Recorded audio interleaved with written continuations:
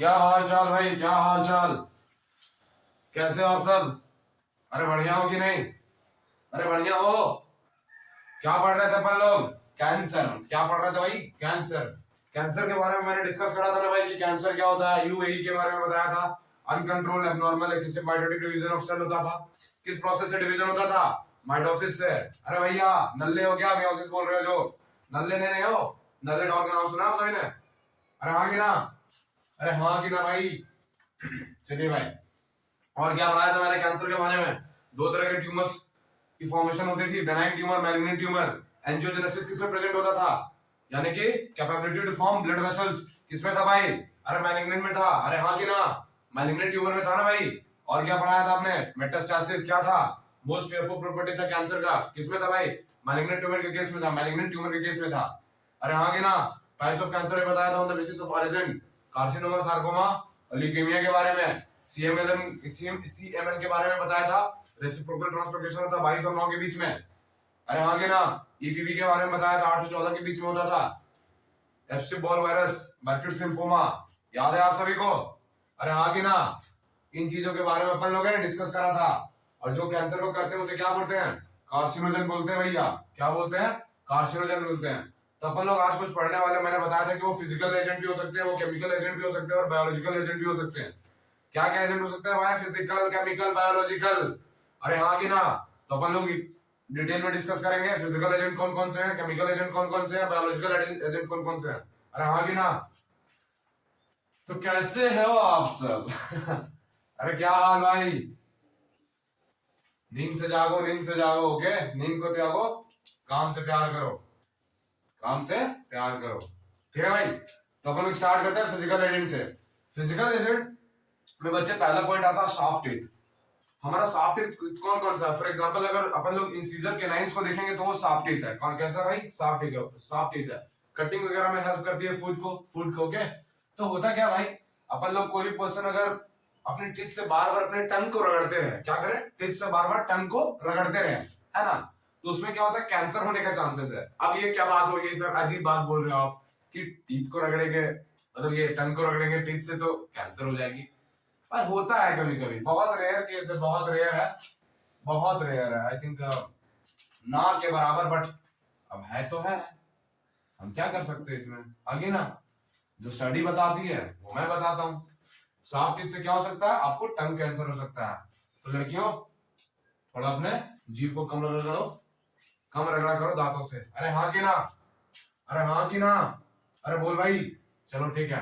एक और होता है बच्चे, कंगड़ी कैंसर। ये एक ऐसा कैंसर है, जो भी लोग जम्मू कश्मीर से बिलोंग करते हैं बच्चे, वो क्या करते हैं ना, ठंड ठंड तो ऐसे वहां पे हमेशा रहती है, most of the time temperature down ही रहता है, बट खास करके ठंड में क्या होता है ना कि वो शॉल वॉल ओढ़ लेते हैं, और वो जो आग लगा के लकड़ी वकड़ी अपन सेकते हैं ना हाथ में गाँव में, तो उसी तरह से वो क्या करते हैं ना, शॉल के उससे ढक लेते हैं उसे, और ठंड के दिनों में क्या करते हैं, अपने हाथ को सेकते रहते हैं। तो उससे क्या होता है बच्चे, क्या होता है, बार बार रेडिएशन के कांटेक्ट में हमारा स्किन आता है, तो उसकी वजह से भी कैंसर होने का चांस होता है। किसमें? कश्मीरी पीपल्स में। किसमें? कश्मीरी पीपल्स में। अरे हाँ कि ना? तो आप सभी को फिजिकल एजेंट में कुछ ज्यादा पढ़ना नहीं अपने को, जो अपन लोग टाइम वेस्ट करें, आगे मूव करें, है ना भाई? चलिए भाई, केमिकल एजेंट्स के बारे में पढ़ाएंगे, यानी कि इस तरह के एजेंट से बच्चे जो क्या करेंगे, कैंसर कॉज करेंगे। क्या करेंगे भाई? कैंसर कॉज करेंगे। यानी कि ये कैसे होंगे? केमिकल एजेंट्स होंगे। अपन लोग विमल का नाम सुने हैं, रजनीगंधा फेमस है इंडिया में ना? अरे हाँ कि ना? बोलो जुबा केसरी। अरे हाँ कि ना भाई? तो अगर बात करते हैं टोबैको की, किसकी? टोबैको, टोबैको यानी तंबाकू की। बीटल नट्स किसको बोलते हैं भाई? बीटल नट्स मतलब सुपारी हो गया। क्या हो गया भाई? सुपारी हो गया। ये जो टोबैको और बीटल नट्स कार्सिनोजेंस है भाई, ये किसको इंड्यूस करते हैं? ओरल कैंसर को। सर किसको इंड्यूस करते हैं? सर ओरल कैंसर को इंड्यूस करते हैं, ओरल कैंसर को इंड्यूस करते हैं भाई। अगर स्मोकिंग की बात करेंगे, सुटेरियो की कमी नहीं है, स्मोकिंग की बात करेंगे तो उसमें केमिकल होता है बच्चे, एन डाइनाइट्रेशो डाइमिथाइल अमीन। एन डाइनाइट्रेशो डाइमिथाइल अमीन, एन डाइनाइट्रेशो डाइमिथाइल अमीन एक केमिकल है भाई, है ना? जो क्या कॉज करता है? ओरल कैंसर कॉज करता है। जहां जिस पाथवे से धुआं जाएगा, वहां वहां कैंसर कॉज करने की पावर रखेगा। क्या करेगा भाई? ओरल कैंसर करेगा। फिर लैरिंग्स की ओर जाएगा, साउंड बॉक्स की ओर, यानी कि लैरिंग्स कैंसर भी कर सकता है अपने को।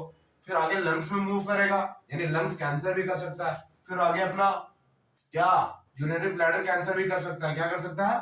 यूरिनरी ब्लैडर भी कैंसर कर सकता है। एक बच्चे छोटा सा पॉइंट एक बार पीएमटी में आया हुआ था, पुरानी पीएमटीज में, कि डाई वर्कर्स जो खास करके पेंट्स वगैरह इस सब में काम करते हैं, जो कपड़े वगैरह रंगने में काम करते हैं, उन लोगों में एक स्टडी पाया गया था कि उन लोगों में यूरिनरी ब्लैडर कैंसर होने की ज्यादा चांसेस होती है। इसलिए होती है बच्चे क्योंकि डाई में अपन लोग एक केमिकल का इस्तेमाल करते हैं, जिस केमिकल नाम है बेंजोडीन। क्या नाम है भाई? बेंजोडीन नाम है। क्या नाम है भाई? बेंजोडीन। तो ये बेंजोडीन क्या करता है? यूरिनरी ब्लैडर कैंसर को स्टिमुलेट करता है भाई। उससे क्या करता है? इंड्यूस करता है भाई। क्या करता है भाई? इंड्यूस करता है। अरे हाँ कि ना? समझ में आया?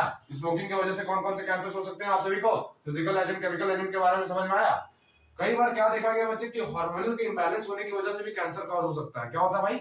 हार्मोनल के इंबैलेंस होने की वजह से कैंसर कॉज हो सकता है। अगर अपन लोग चर्चाएं करें फीमेल के अंदर, किसके अंदर? फीमेल। अरे मेल है कि तो फीमेल? देखो कुछ कुछ लोग को शक भी हो रहा है मेल है कि फीमेल। सर और कौन कौन चीजों से कैंसर हो सकता है? बच्चे रेडिएशन से भी कैंसर कॉज हो सकता है। सर रेडिएशन से कैसे कैंसर कॉज हो सकता है? रेडिएशन से मेरे को बताओ भाई, कैंसर कैसे कॉज हो सकता है? होता क्या? हमारे स्किन है, फॉर एग्जांपल हैंड की स्किन को मान के चलते हैं, जब अपन लोग रेडिएशन के कांटेक्ट में आते हैं तो ये क्या होगा? स्किन पेनिट्रेट होगा। ये हमारे अंदर क्या है? डीएनए है, क्रोमोसोम है, डीएनए है, डीएनए के अंदर क्या है? जीन। तो बहुत सारे रेडिएशन से क्या होता है ना बच्चे, जो भी कोडिंग है, कोडोन्स है हम लोग में, वो क्या अल्टर हो जाता है। क्या हो जाता है बच्चे? अल्टर हो जाता है।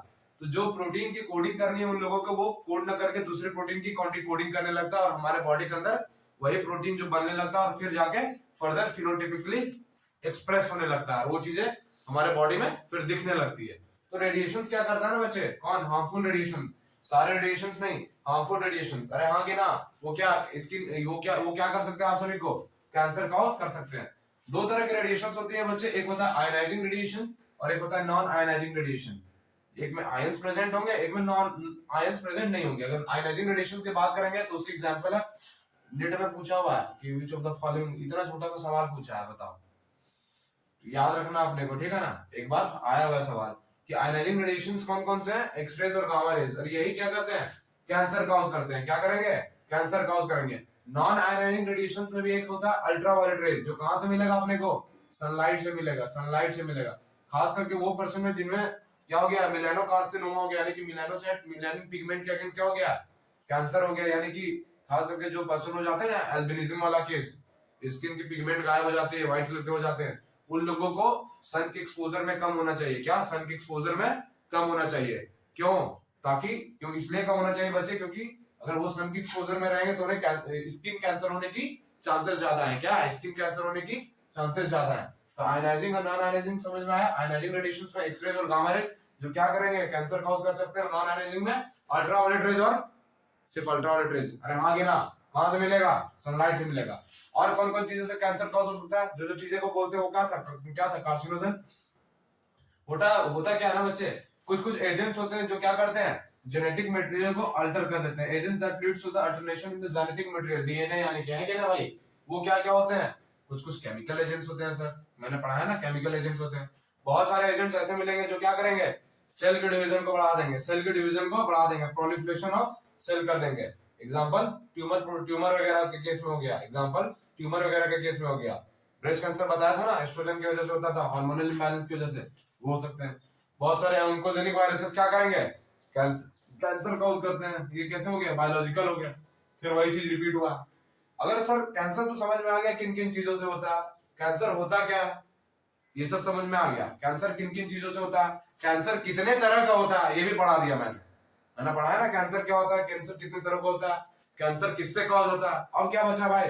कैंसर को डिटेक्ट कैसे करें, फिर उसकी ट्रीटमेंट कैसे करें। कैंसर को डिटेक्ट 5 चीजें पढ़नी है अपने को। इंट्रोडक्शन क्या पढ़ना है कैंसर के अंदर? कैंसर होता क्या है। दूसरा, कैंसर किन किन तरीके से किस तरीके का होता है। तीसरा, कैंसर करता कौन है। चौथा क्या पढ़ना है? कैंसर को डिटेक्ट कैसे कर सके और कंफर्म कैसे कर सके। पांचवा क्या पढ़ना है? उसकी ट्रीटमेंट और प्रिवेंशन को पढ़ना है, उसे बचा कैसे जा सके। अरे हाँ कि ना? अरे हाँ कि ना भाई? तो अपन लोग नेक्स्ट स्टार्ट करने वाले हैं डायग्नोसिस ऑफ कैंसर। क्या? डायग्नोसिस ऑफ कैंसर के बारे में, कैंसर को अपन लोग डिटेक्ट कैसे करेंगे। अरे हाँ कि ना बच्चे? पहला जो टेस्ट होता है बच्चे उसका नाम है ब्लड टेस्ट। कौन सा है भाई? Blood test. ब्लड टेस्ट के अंदर अगर अपन लोग क्या चेक करते हैं बच्चे, किसी भी एक्स पर्सन का क्या लिए, ब्लड का सैंपल ले लिए। ब्लड का सैंपल लेने के बाद उसे क्या किए? प्रॉपर्ली उसे फिट कर लिए किसमें? स्लाइड के अंदर। स्लाइड के अंदर उसको फिर ऑब्जर्व करेंगे, किसमें, माइक्रोस्कोप के अंदर, माइक्रोस्कोप के अंदर अपन ऑब्जर्व करेंगे। अगर उसमें देखेंगे कि आरबीसी का डब्ल्यूबीसी का काउंट, किसका भाई, आरबीसी और डब्ल्यूबीसी का काउंट, अगर डब्ल्यूबीसी का काउंट बहुत ज्यादा ही बढ़ गया तो क्या हो जाएगा, ब्लड कैंसर, जिसको क्या बोलते हैं अपन, ल्यूकेमिया बोलते हैं। फिर बहुत सारे डिटेक्शन ऑफ ट्यूमर मार्कर होता है, जैसे अल्फा फेटोप्रोटीन लिवर कैंसर के केस में, और प्रोस्टेट कैंसर के केस में प्रोस्टेट स्पेसिफिक एंटीजन, कौन सा, prostate specific antigen, detection of tumour marker, बहुत सारे ट्यूमर मार्कर भी प्रेजेंट होते हैं बॉडी में। जैसे अगर किसी को लिवर कैंसर हो गया तो लिवर में ट्यूमर मार्कर होता है जो आइडेंटिफाई करवाता है कि कैंसर है या नहीं, उसका नाम है अल्फा फेटोप्रोटीन। और प्रोस्टेट ग्लैंड में कौन सा होता है भाई, प्रोस्टेट स्पेसिफिक एंटीजन। तो ये कुछ कुछ ट्यूमर मार्कर्स भी प्रेजेंट होते हैं जिससे अपन लोग आइडेंटिफाई कर सकते हैं कि इस पर्सन को क्या हुआ है, कैंसर हुआ है या नहीं हुआ है। अरे हाँ कि ना, अरे हाँ कि ना भाई। अपन लोग एक मेथड पढ़ने वाले आगे, नाम सुना आप सभी ने, बायोप्सी करवा लो, बायोप्सी करवा लो। बायोप्सी के बारे में, इसके बारे में अपन लोग चर्चाएं करेंगे भाई। बायोप्सी होता क्या, जहां कभी पार्ट को अगर हम लोगों को लगता है कि भाई कैंसर है, फॉर एग्जांपल मेरे को लगा कि मेरे हाथ वाले पार्ट में यहाँ पे गार्ड बन गया, यहाँ पे कैंसर है, मेरे को दिखवाना है डॉक्टर साहब से। अब क्या हुआ ना कि पर्सन क्या, वो डॉक्टर क्या करेंगे कि इस टिश्यू को थोड़ा क्या करेंगे, कट करेंगे। क्या करेंगे बच्चे, कट करेंगे और इसे क्या करेंगे, फर्दर एग्जामिन करेंगे। किस किस चीजों का एग्जामिन होता है, हिस्टोपैथोलॉजिकल स्टडी होता है। मैं बताऊंगा क्या होता है हिस्टोपैथोलॉजिकल स्टडी, किन किन चीजों का स्टडी किया जाता है इस बायोप्सी के केस में। अरे हाँ कि ना, पहला जांच यही होता है। अरे हाँ कि ना, समझ में आया, मूव करें अपन, चलिए। मैंने क्या पढ़ा रहा था, बायोप्सी के बारे में। बायोप्सी का नाम सबने सुना ना, बहुत लोगों ने सुना होगा। बच्चे बायोप्सी बहुत ही बेस्ट मेथड है, अपन लोग कह सकते हैं कि डायग्नोसिस ऑफ कैंसर अपन करेंगे ना, कैंसर की जांच करेंगे, उसमें से सबसे अच्छा मेथड कौन सा है, बायोप्सी है। सबसे अच्छा मेथड बायोप्सी है बच्चे। लेकिन सबसे सेफेस्ट मेथड कौन सा होता है, कंफ्यूज मत होना, सबसे अच्छा और सबसे क्या, अरे सबसे अच्छा, सेफेस्ट और बेस्ट और सेफेस्ट में फर्क पता है आप सभी को, नहीं पता है तो अपने सर को मारो, बोलो मैं ही ऐसा क्यों हूं, मैं ही ऐसा क्यों हूं। ओके, सेफेस्ट मेथड होता है बच्चे एमआरआई, मैग्नेटिक रेजोनेंस इमेजिंग। क्या, मैग्नेटिक रेजोनेंस इमेजिंग।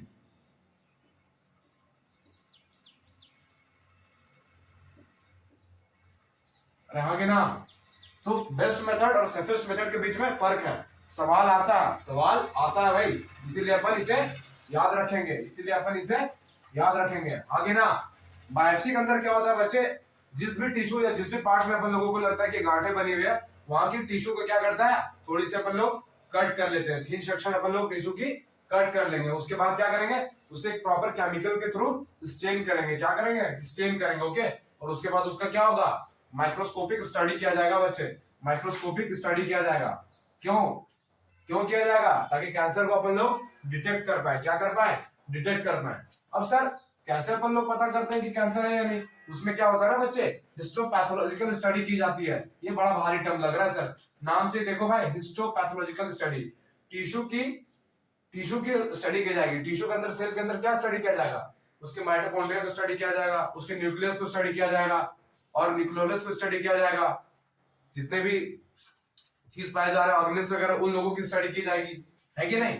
देखा जाएगा कि उसमें एबनॉर्मलिटी है या नहीं है। तो क्या होता है ना, फॉर एग्जांपल किसी भी कैंसर सेल के अपन लोग स्टडी करें तो उस केस में क्या होगा, अपने लोगों को जो न्यूक्लियस जो नॉर्मल शेप में होता है ना, वो न्यूक्लियस क्या मिलेगा अपने को, थोड़ा इनलार्ज मिलेगा। न्यूक्लियस जो रेगुलर शेप का होता है, डबल स्टैंडर्ड स्ट्रक्चर होता है ना, तो क्या हो जाएगा, वो इरेगुलर फॉर्म में मिलेगा। कैसा मिलेगा भाई, इस तरह से जो होता है ना, इस तरह से करके, तो क्या हो जाएगा, इरेगुलर के फॉर्म में, इस तरह से कुछ हो जाएगा। न्यूक्लियोलस जो है अपने को क्या हो जाएगा, वो लार्ज मिलेगा। क्या हो जाएगा भाई, लार्ज मिलेगा। मेरी आवाज आज ठीक नहीं, ओके। माइटोकॉन्ड्रिया के नंबर क्या होंगे इसमें, हाई होंगे, राइबोसोम के भी हाई होंगे। माइटोकॉन्ड्रिया के भी क्या होंगे, हाई होंगे, और राइबोसोम के हाई होंगे। एक सवाल है मेरे को आप लोगों से, माइटोकॉन्ड्रिया के नंबर कैंसर सेल में हाई क्यों होंगे और राइबोसोम्स के क्या क्यों होंगे, जरा सोच के बताना, तो अगली क्लास में मैं डिस्कस करूंगा इस चीजों को। माइटोकॉन्ड्रिया के नंबर कैंसर सेल में हाई क्यों होंगे और राइबोसोम के केस में क्यों हाई होंगे। अरे क्या होता है भाई, कैंसर में uncontrol abnormal excessive mitotic division of cell होता है ना, तो क्या चाहिए उन लोगों को भाई, जितनी ज्यादा डिवीजन होगी उतनी ज्यादा एनर्जी खर्च होगी। तो माइटोकॉन्ड्रिया का नंबर क्या होगा, ज्यादा होगा। एनर्जी की सिंथेसिस कौन कर रहा है, राइबोसोम, तो क्या होगा, ज्यादा होगा भाई। अरे छोटा सा दिमाग लगाना बेटे। एक होता है, एक टर्म है बेटे एफएनएसी। क्या है term, FNAC, fine needle aspiration cytology. Aspiration का मतलब होता है किसी भी चीज को खींचना, क्या होता है भाई, खींचना। और इसमें क्या खींच रहे हैं अपन, फ्लूइड को खींचते हैं बच्चे, किसको, फ्लूइड को। एफएनएसी होता है बच्चे, किसी भी फीमेल को अगर ब्रेस्ट कैंसर हो गई, क्या हो गई बच्चे, ब्रेस्ट कैंसर हो गई, तो अपन लोग कैसे पता कर पाएंगे कि किस फीमेल को ब्रेस्ट कैंसर है या नहीं। तो ये एक मेथड है बच्चा, FNAC, fine needle aspiration cytology, जिसके थ्रू हम लोगों को पता चलता है, पता लगा पाते हैं कि एक्स पर्सन फीमेल में क्या कैंसर है या नहीं है। किस कैंसर की बात कर रहे हैं अपन, ब्रेस्ट कैंसर की बात कर रहे हैं, जो कि वर्ल्ड में सबसे ज्यादा है कि ना भाई। क्या करते हैं, पतला सा निडल होता है, फाइन निडल होता है, लॉन्ग निडल होता है, उससे क्या करते हैं अपन लोग, सैंपल लेते हैं। सैंपल के तौर पे क्या लिया जाता है, फ्लूइड लिया जाता है बच्चे, क्या लिया जाता है, फ्लूइड लिया जाता है, क्या लिया जाता है, फ्लूइड। और उसके प्रॉपर केमिकल स्टैंड करके ऑब्जर्व करते हैं माइक्रोस्कोप के अंदर। फिर अपन लोग हिस्टोपैथोलॉजिकल स्टडी करते हैं, फिर अपन लोग पता लगाते हैं कि जो फीमेल हमारे यहाँ आई है उससे ब्रेस्ट कैंसर है या नहीं। किस मेथड से, एफएनएसी मेथड से। एक और मेथड होता है बच्चे, छोटा सा मेथड है, पैप स्मीयर। क्या नाम है उसका बच्चे, पैप स्मीयर। पैप स्मीयर में किस चीजों का डिटेक्शन होता है बच्चे, सर्वाइकल कैंसर। रिप्रोडक्टिव पार्ट की और अगर अपन लोग बात करेंगे तो फीमेल के अंदर तो वेजाइना और सर्विक्स है, जो कि मिलकर क्या बनाता है, बर्थ कैनाल बनाता है। अगर सर्विकल पार्ट की बात करेंगे तो वहां पे क्या पाया जाता है, सर्वाइकल फ्लूइड पाया जाता है। क्या पाया जाता है बच्चे, सर्वाइकल फ्लूइड पाया जाता है। तो कई बार क्या होता है, फीमेल को सर्विक्स की कैंसर हो जाते हैं, जो अपन लोग बोलते हैं क्या, आजकल फीमेल में सबसे ज्यादा है ना इंडिया के अंदर फीमेल में सबसे ज्यादा है। तो क्या करते हैं ना, वहां से अपन लोग क्या करते हैं, फ्लूइड का एस्पिरेशन कर लेते हैं, फ्लूइड का एस्पिरेशन कर लेते हैं और उससे फिर स्लाइड को प्रिपेयर करते हैं। फिर उसके अंदर भी अपन लोग हिस्टोपैथोलॉजिकल स्टडी करते हैं, फिर देखते हैं कि एक्स पर्सन जो फीमेल आई हुई है उसे सर्वाइकल कैंसर है या नहीं। फिर डॉक्टर अपना अपना सुझाव देता है, ये आगे जाके ठीक हो पाएगा या नहीं हो पाएगा, इसे हटाना पड़ेगा या नहीं हटाना पड़ेगा, है कि नहीं भाई। समझ में आया, आप सभी समझ में आया, आगे बढ़े अपन, चलिए ठीक है भैया। अपन लोग चर्चाएं करेंगे एक्सरेज पे, सीटी स्कैन पे, एमआरआई पे। X ray, CT scan, MRI. X ray CT scan की फुल फॉर्म होती है बच्चे कंप्यूटर टोमोग्राफी। क्या होती है बच्चे, कंप्यूटर टोमोग्राफी होती है। और एमआरआई की फुल फॉर्म होती है magnetic resource imaging. Magnetic resource imaging होता क्या है ना बच्चे, एक्सरेज, सीटी स्कैन और एमआरआई क्यों क्यों करवाते हैं, ताकि अपन लोग इंटरनल ऑर्गन के अंदर, हमारे इंटरनल ऑर्गन जितने भी होंगे, लीवर हो गया, किडनी हो गया, पैंक्रियाज हो गया, स्टमक हो गया, इन लोगों के अंदर किसी भी तरह का प्रॉब्लम है या नहीं, उसको डिटेक्ट करने के लिए अपन लोग इन चीजों का इस्तेमाल करते हैं। किनका, एक्सरे, सीटी स्कैन और एमआरआई का। एक्सरे, सीटी स्कैन और एमआरआई का। सीटी स्कैन के अंदर क्या होता है बच्चे, अपन लोग 3D इमेज ऑब्जेक्ट ऑब्टेन करते हैं, किसकी, ऑब्जेक्ट की। 3D इमेज क्या करते हैं, ऑब्टेन करते हैं ऑब्जेक्ट की, okay, by the help of X rays, by the help of X rays. किससे, एक्सरेज से। सीटी स्कैन में कौन सा, एक्सरेज से। किससे, सीटी स्कैन में भी एक्सरेज का इस्तेमाल किया जाता है कि ना भाई। फिर अपन लोग एग्जामिन करते हैं कि क्या प्रॉब्लम है इन ऑर्गन्स के अंदर, उसके बाद उसका ट्रीटमेंट होता है, ओके भाई। छोटे छोटे पॉइंट्स हैं। एमआरआई में क्या होता है, सरफेस मेथड मैंने बताया था। और सर एक सवाल आता है कि सर सीटी स्कैन क्यों नहीं, सरफेस मेथड, एमआरआई क्यों है। यहाँ पे क्या यूज कर रहे हैं अपन बच्चे, एक्सरेज का इस्तेमाल कर रहे हैं। किस चीज का कर रहे हैं, एक्सरेज का। जबकि एमआरआई के अंदर नॉन आयोनाइजिंग रेडिएशन, वो भी कौन सा, रेडियो वेव्स का इस्तेमाल होता है भाई। किसका होता है भाई, रेडियो वेव्स वगैरह का इस्तेमाल होता है। और ये हम लोगों के लिए हार्मफुल नहीं है। इस वजह से क्या होता है, हाई मैग्नेटिक फील्ड और फिर non ionising radiation, radio waves का इस्तेमाल होता है। इस वजह से ये क्या हो जाता है, सरफेस मेथड हो जाता है बच्चे। क्या हो जाता है बच्चे, सरफेस मेथड हो जाता है। अरे हाँ कि ना भाई, समझ आया, ठीक है बच्चे। अपन लोग छोटी सी चर्चा करेंगे मोनोक्लोनल एंटीबॉडीज, जो अपन लोगों को कैसे हेल्प करता है कैंसर को डिटेक्ट करने में। डिटेक्शन वगैरह बारे में पढ़ रहे थे ना, कैंसर को कैसे डिटेक्ट करना है। तो कुछ कुछ मोनोक्लोनल एंटीबॉडीज भी क्या होता है बच्चे, हेल्प करते हैं। होता क्या ना बच्चे, मोनोक्लोनल एंटीबॉडीज के अंदर अपन लोग क्या करेंगे, कोई भी रेडियो एक्टिव मटेरियल को लोड कर देंगे। क्या करेंगे, रेडियो एक्टिव मटेरियल को अपन लोग लोड कर देते हैं, है ना बच्चे। उसको फिर क्या करते हैं अपन लोग, वेंस में इंजेक्शन के थ्रू, बॉडी के अंदर इंजेक्शन के थ्रू उसे क्या करेंगे, इंजेक्ट कर दिया जाता है बच्चे। क्या किया जाता है, इंजेक्ट किया जाता है। उसके बाद क्या होता है ना, जहां भी कैंसर है बॉडी में, जहां भी, मैंने क्या बोल रहा हूं, जहां भी कैंसर है बॉडी में, वो वहां जाके एक तरह का लाइट, एक अलग तरह का कलर प्रोड्यूस करेगा वो स्किन के अंदर। और फिर जब अपन लोग इमेज में उसको ऑब्जर्व करेंगे तो अपन लोगों को पता चल जाएगा कि भैया इस जगह पे क्या है, कैंसर है। तो कितना बढ़िया मेथड है बच्चे, वाह वाह, क्या मजा आ गया भाई, मजा आ गया सर कि मोनोक्लोनल एंटीबॉडीज कितना भयानक काम करता है। एंटीबॉडीज को पकड़ते हैं, रेडियो एक्टिव मटेरियल को डालते हैं, उससे बॉडी के अंदर इंजेक्ट करते हैं, जहां भी कैंसर होता है वो वहां जाके रुक जाएगा। और उसकी इमेज की जब स्टडी करेंगे तो कुछ लाइट्स वगैरह अपन लोगों को नजर आएंगे, तो अपन लोगों को पता चलेगा इस जगह पे जाके बॉडी में कैंसर है। अरे हाँ कि ना, अरे हाँ कि ना भाइयों, अरे हाँ कि ना, कुछ तो बोल। अरे समझ में आया, समझ में आया। मक्कारी तो नहीं कर रहे हो, मक्कारी तो नहीं कर रहे हो। अरे हाँ कि ना भाई। अपन लोग नेक्स्ट पढ़ेंगे बच्चे, ये तो डिटेक्शन हो गया, ये सारा चीज क्या था, डिटेक्शन था भाई, डिटेक्शन था सर। अब अपन लोग पढ़ने वाले हैं बच्चे ट्रीटमेंट के बारे में, यानी कि कैंसर तो सर पता चल गया कि कैंसर होता क्या है, कैंसर कितने तरीका का होता है, कैंसर करता कौन है, कैंसर को डिटेक्ट कैसे करते हैं, कैंसर की ट्रीटमेंट बता दो भाई। क्या बता दो, कैंसर की ट्रीटमेंट बता दो, है कि नहीं। अरे हाँ कि ना, 15-20 मिनट लगेंगे, मैं बता दूं कैंसर की ट्रीटमेंट। उसके बाद अपना एक टॉपिक बचेगा ड्रग एंड अल्कोहल यूज, एक या दो क्लास में, दो क्लास में, एक क्लास में शायद देखूंगा, शायद खत्म हो जाए।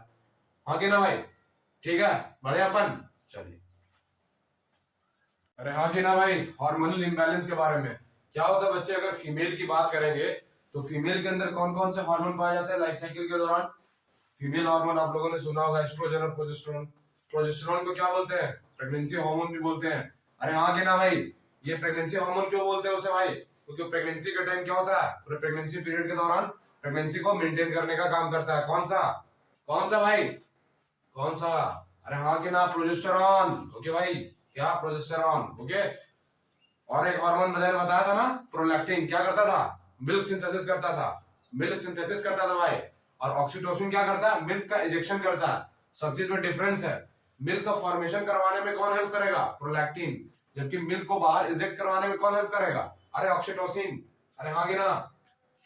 और एक और काम होता है ऑक्सीडेशन का, पार्चुरेशन में हेल्प करता है, पार्चुरेशन में हेल्प करता है, फिटर इजेक्शन रिफ्लेक्स में, आगे सब बताऊंगा। यहाँ अगर हार्मोनल इंबैलेंस की बात करेंगे तो क्या होता है ना बच्चे, एक हार्मोन होता है फीमेल के अंदर, उस हार्मोन का नाम है बच्चे एस्ट्रोजन। क्या नाम है, एस्ट्रोजन। एस्ट्रोजन का लेवल क्या होता है भाई, बढ़ जाता है। क्या होता है, बढ़ जाता है। कब बढ़ता है भाई, कब बढ़ता है, जब जब एज जब फीमेल की बढ़ती जाती है ना, तो स्लाइटली क्या होता है, धीरे धीरे इंक्रीज होता है। और ये एस्ट्रोजन के इंबैलेंस की वजह से फीमेल को क्या हो सकता है, ब्रेस्ट कैंसर। क्या हो सकता है भाई, ब्रेस्ट कैंसर। मैंने बताया था ना, पूरे वर्ल्ड में सबसे ज्यादा फीमेल जो अफेक्टेड है किस कैंसर से भाई, ब्रेस्ट कैंसर से। तो it is a major cause of concern for us, हमें रिसर्च करना चाहिए इस फील्ड में, ताकि लोगों को बचाया जा सके। अरे हाँ कि ना, ह्यूमैनिटी इज द फर्स्ट। अरे हाँ कि ना भाई। और मेल में कौन सा सबसे ज्यादा है वर्ल्ड में, प्रोस्टेट कैंसर। लेकिन अगर इंडिया की बात करेंगे तो मेल के अंदर तो ऐसे ही याद रहेगा, चबाते रहते हैं दिन भर, तो ओरल कैंसर हो गया। और फीमेल के अंदर सर्वाइकल कैंसर, फीमेल के अंदर सर्वाइकल कैंसर। ओके भाई, फिजिकल एजेंट समझ में आया, केमिकल एजेंट समझ में आया। अब बायोलॉजिकल एजेंट्स आएंगे। बायोलॉजिकल एजेंट्स में क्या होता है ना भाई, एचआईवी वायरस, जो वायरस पैथोजेंस करते हैं। ओके, तो एचआईवी वायरस क्या कॉज करता है, कापुसी सार्कोमा। कापुसी सार्कोमा बताया था मैंने ना, स्किन कैंसर यानी कि एड्स, एड्स कॉज करता है। सिम्टम था एक तरह से, एड्स कॉज करता है, ये बताना चाह रहा है कि नहीं। उसके बाद एचपीवी हेपेटाइटिस बी वायरस क्या कॉज करेगा, लिवर कैंसर, यानी कि लिवर कैंसर। ओके, जॉन्डिस वगैरह हो जाता था। ईपीवी एप्सिन बॉल वायरस क्या करेगा, बर्केट्स लिम्फोमा करेगा। एचपीवी क्या करेगा, human papilloma virus, cervical cancer cause करेगा। अरे हाँ कि ना, अरे हाँ कि ना, अरे बोल भाई, अरे बोल, समझ में आया। तो chemical agent, physical agent, biological agent समझ में आया कैंसर में। अपन लोग आगे मूव करें, अरे पढ़े भाई आगे, यहाँ नहीं आया तो बोल दे, आगे बढ़े। चलिए ठीक है, आगे बढ़ते हैं। अपन लोग क्या पढ़ने वाले बच्चे, ट्रीटमेंट ऑफ कैंसर के बारे में। किस चीजों को पढ़ेंगे, अरे बोर्ड की तरफ देखो यार, बोर्ड की तरफ मुंडी करो, है ना। ट्रीटमेंट ऑफ कैंसर के बारे में अगर पहली ट्रीटमेंट की बात करेंगे बच्चे, तो क्या करते हैं अपन लोग, सर्जिकली इसकी ट्रीटमेंट कर पाते हैं। किससे, सर्जिकली। सर्जिकली कैसे कर पाते हैं बच्चे, क्या करता है ना, जहां पे भी ट्यूमर का फॉर्मेशन हो गया, क्या हो गया बच्चे, ट्यूमर का फॉर्मेशन हो गया, उससे एसोसिएटेड जो भी लिम्फ या फिर लिम्फ नोड्स है, किससे एसोसिएटेड, ट्यूमर से एसोसिएटेड, क्या, जो भी लिम्फ या फिर लिम्फ नोड्स हैं, उसे क्या करेंगे अपन लोग, सर्जिकली रिमूव कर देंगे, सर्जिकली रिमूव कर देंगे। और आसपास के भी सेल्स को क्या करेंगे, रिमूव कर देंगे। इस वजह से बच्चे आसपास के सेल्स को रिमूव करते हैं, ताकि हमें लोग को डर बना हुआ रहता है कि अगल बगल सेल्स को कहीं फैल ना गया हो, अगल बगल सेल्स को कहीं फैल ना गया हो। फॉर एग्जांपल ये मेरा बॉडी का पार्ट है, यहाँ कैंसर था, तो क्या इसके आसपास जितना सेल्स है, इससे एसोसिएटेड जितना भी लिम्फ होगा, लिम्फ नोड्स होगा, उसे क्या करेंगे, हटा दिया जाएगा बच्चे। क्या करेगा, सर्जिकली हटा दिया जाएगा। तो इससे अपन लोग ट्रीटमेंट कर सकते हैं कैंसर का। लेकिन बच्चे ये बहुत ज्यादा इफेक्टिव नहीं है, तो इस वजह से अपन लोग क्या करते हैं, सर्जरी के बाद रेडियोथेरेपी का सहारा लेते हैं बच्चे। रेडियोथेरेपी, रेडियोथेरेपी में क्या करते हैं बच्चे, अपन लोग रेडिएशंस वगैरह का इस्तेमाल करते हैं। अलग अलग रेडिएशंस का बच्चे अपन लोग क्या करते हैं, रेडिएशंस का इस्तेमाल करते हैं। क्यों इस्तेमाल करते हैं, ताकि अपन लोग कैंसर के प्रॉपर ट्रीटमेंट कर पाए, कैंसर के प्रॉपर ट्रीटमेंट कर पाए। जहां पे भी ट्यूमर्स हो गया, जहां पे भी गांठें बन गए, ट्यूमर सेल जहां भी प्रेजेंट है, उसे क्या करेंगे, लगातार हम लोग क्या करेंगे, रेडिएशन देंगे। क्या देंगे बच्चे, रेडिएशन देंगे। एग्जांपल कौन कौन से बच्चे, जैसे आयोडीन 131 एक होता है रेडिएशन, जो कि थायराइड वगैरह के पेशेंट में, जो पेशेंट को थायराइड कैंसर हो जाता है उस केस में अपन लोग इस रेडिएशन का इस्तेमाल करते हैं। कोबाल्ट 60, इरिडियम वगैरह का भी इस्तेमाल अपन लोग करते हैं। तो रेडियोथेरेपी आप लोगों को समझ में आया, छोटे छोटे पॉइंट्स है। अगर उसके बाद क्या ट्रीटमेंट होता है बच्चे, उसके बाद अपन लोग कीमोथेरेपी करते हैं। ये आप लोगों ने नाम सुना होगा। कीमोथेरेपी में क्या करेंगे, बहुत सारे केमिकल्स का इस्तेमाल करेंगे बच्चे। किसका इस्तेमाल करेंगे बच्चे, केमिकल्स का। कुछ कुछ केमिकल्स है बच्चे जो कैंसर के ट्रीटमेंट में हेल्प करता है, जिसका नाम है विनक्रिस्टिन विनब्लास्टिन। विनक्रिस्टिन विनब्लास्टिन एक प्लांट सॉफ्टवेयर होता है जिसका नाम है विंका रोजिया। क्या नाम है बच्चे, बायो का टर्म में विंका रोजिया। अरे हाँ गिना भाई।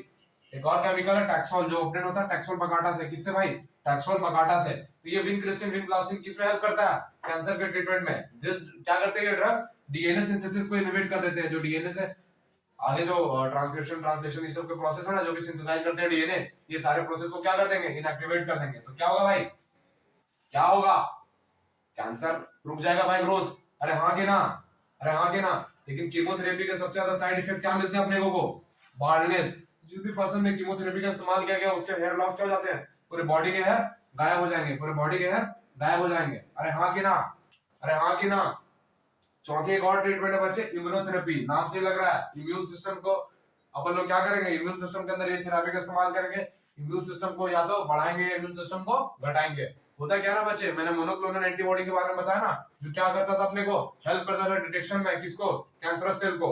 ये क्या करता है बच्चे, इम्यूनोथेरेपी के केस में मोनोक्लोनल एंटीबॉडी का सहारा लेके ये क्या करेंगे अपन लोग, कैंसरस सेल को डिस्ट्रॉय करते हैं, कैंसरस सेल को डिस्ट्रॉय करते हैं। और मोनोक्लोनल एंटीबॉडीज में क्या करेंगे, उससे हम लोग रेडिएशन क्या कर रहे थे, रेडिएशन वगैरह का अपन लोग जो जो रेडिएशन इसमें ठीक करने वाला होगा कैंसर सेल्स को, वो रेडिएशन को मोनोक्लोनल एंटीबॉडीज के पास लोड कर देंगे।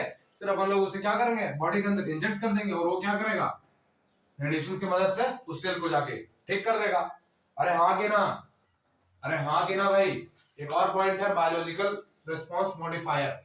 बायोलॉजिकल रिस्पॉन्स मॉडिफायर, ये एग्जांपल नीट के लिए बहुत इंपॉर्टेंट है, बहुत बार पूछा गया अल्फा इंटरफेरॉन के बारे में। क्या, अल्फा इंटरफेरॉन के बारे में।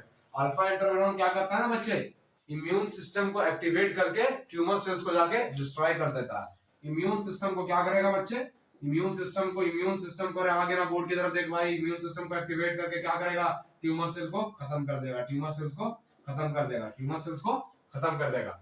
अरे समझ में आया नल्ले, अरे समझ में आया भाई। क्या सर्जरी से कैसे हटाते हैं, रेडियोथेरेपी से कैसे इस्तेमाल करते हैं, कीमोथेरेपी से कैसे, इम्यूनोथेरेपी से, फिर बायोलॉजिकल रिस्पांस मॉडिफायर से। अरे हाँ कि ना, अरे हाँ कि ना। सर्जरी से क्या करते हैं, सर्जिकली रिमूव कर देते हैं आसपास के टिश्यूज वगैरह को भी।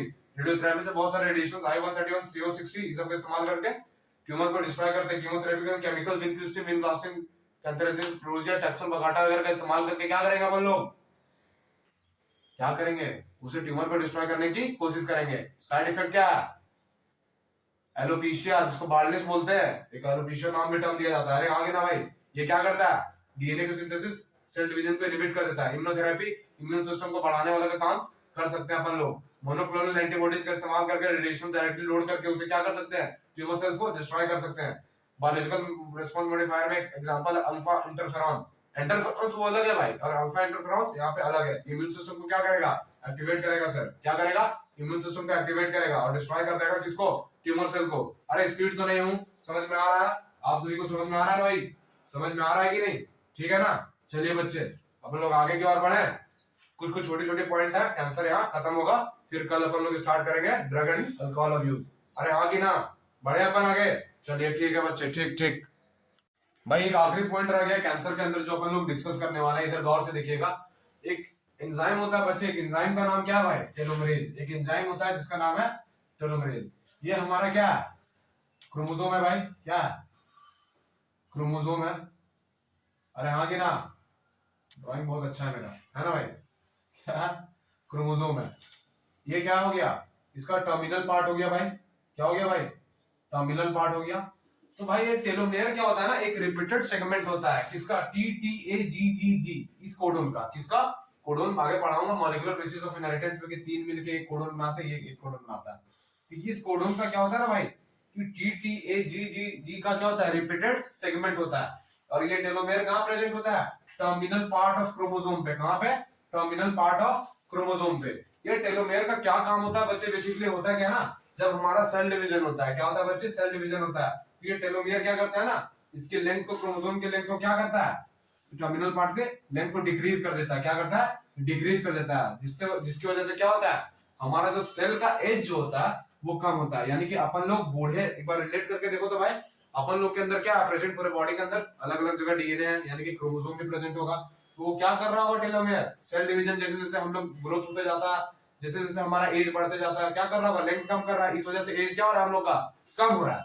और जरा सोच के देखो भाई, अगर ये टेलोमेयर किसी भी तरीके से लेंथ को अगर बढ़ा दे तो हमारा क्या होगा, सेल का एज बढ़ जाएगा, यानी अपन लोग बूढ़े कभी नहीं हो पाएंगे, हमेशा जवान रहेंगे। पता चला 80 साल का बुढ़ा की जगह 80 साल का जवान घूम रहा है। क्या घूम रहा है? 80 साल का जवान घूम रहा है। तो ये टेलोमेरेज एंजाइम होता क्या है ना बच्चे, नॉर्मल सेल में तो इनएक्टिवेटेड होता है, नॉर्मल सेल में तो इसी तरह का काम करेगा, टेलोमेयर और टेलोमेरेज, है ना भाई। लेकिन कैंसरस सेल की जब बात आती है ना भाई, तो ये क्या करता है, लेंथ को इंक्रीज करता है, जिसकी वजह से क्या होता है, सेल का एज बढ़ा हुआ रहता है, सेल का एज बढ़ा हुआ रहता है, यानी कि ज्यादा देर तक सरवाइव करेगा। जहां भी गांठ बन जाएगी वो देखना, वो थोड़ा क्या होगा, फ्रेश लगता है आप लोगों को, क्या लगेगा, फ्रेश लगेगा। तो इस पे काफी रिसर्च चल रही है टेलोमेरेज पे। अगर किसी तरीके से ये नॉर्मल सेल्स में अगर एक्टिव रहे, हालांकि तो कैंसरस में है, अब अलग अलग पता नहीं क्या रिसर्चर सब कर रहे हैं, ठीक है ना। तो हमारा क्या हो जाएगा, आदमी का एजिंग, आदमी का जो लाइफ है, एजिंग क्या होगा, वो बढ़ सकता है बच्चे, वो बढ़ सकता है। कितनी बड़ी बात है कि नहीं। और एज यूजुअल मैंने बताया था, वर्ल्ड के अंदर मैक्सिमम मेल के अंदर कौन सा कैंसर है, प्रोस्टेट कैंसर, फीमेल के अंदर ब्रेस्ट कैंसर है, इंडिया में ओरल कैंसर मेल के अंदर ज्यादा है मैक्सिमम, और फीमेल के अंदर सर्वाइकल कैंसर। तो यहाँ हमारा खत्म होता है कैंसर का टॉपिक। क्या खत्म होता है बच्चे, कैंसर का टॉपिक। अपन लोग नेक्स्ट क्लास में स्टार्ट करेंगे बच्चे एक शानदार टॉपिक, जो खास करके आप लोगों के एज ग्रुप जो 18-19 के हैं, drug and alcohol abuse, familiar होंगे ना इस चीजों से। 2 वीडियोस लगेंगे, 2 क्लासेस होंगी उसकी, ठीक है ना। अरे हाँ ना, फिर हमारा चैप्टर क्या होगा, समाप्त होगा। कल लेक्चर नंबर आई थिंक 14 हो जाएगा ना, कल के अंदर 14 चलेगा, 14 15 15 लेक्चर में खत्म हो जाएगा। अरे हाँ ना भाई, ठीक है। मूव करें अपन, मूव क्या करेंगे, अब तो खत्म हुआ ना कैंसर, ठीक है भाई। तो अलविदा लेता हूं आप लोगों से आज की क्लास से, फिर मिलते हैं आप लोगों को नेक्स्ट क्लास में। तब तक के लिए ओके बाय।